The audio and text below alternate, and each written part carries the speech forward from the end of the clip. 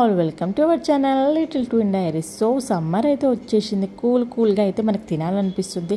So మనతో పాటు మన పిల్లలకు కూడా అలాంటి కూల్ ఐటమ్స్ పెట్టాలి కదా.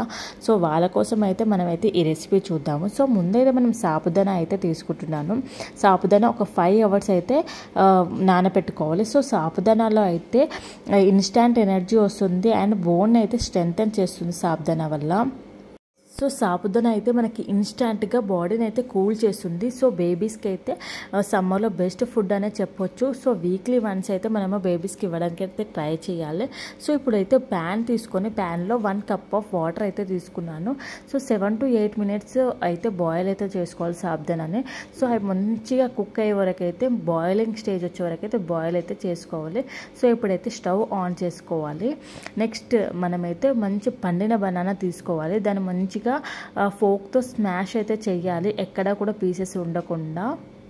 సో బనానా ఏంటి అంటే బేబీస్ వెయిట్ గెయిన్ అవ్వడానికైతే యూస్ఫుల్ అవుతుంది. సో ఇప్పుడైతే మనము ముందు చేసుకున్న సాబుదానాన్ని కూల్ అయ్యాక మనము స్మాష్ చేసిన బనానాని అయితే మిక్స్ అయితే చేసుకోవాలి.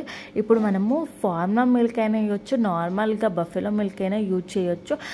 సో మిక్స్ అయితే చేసుకోవాలి. సో మనం బనానా యాడ్ చేసాం కాబట్టి బేబీస్కి మార్నింగ్ టిఫిన్లో పెట్టడం అయితే better.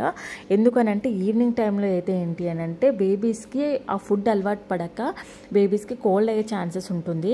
So better to use in the morning. ఇదండి ఫైనల్ రెసిపీ. బేబీస్కి అయితే చాలా బాగా నచ్చుతుంది. సో ఇలాంటి మంచి రెసిపీస్ కోసం అండ్ బేబీ కంటెంట్ కోసం అయితే please subscribe to our channel. Thank you for watching.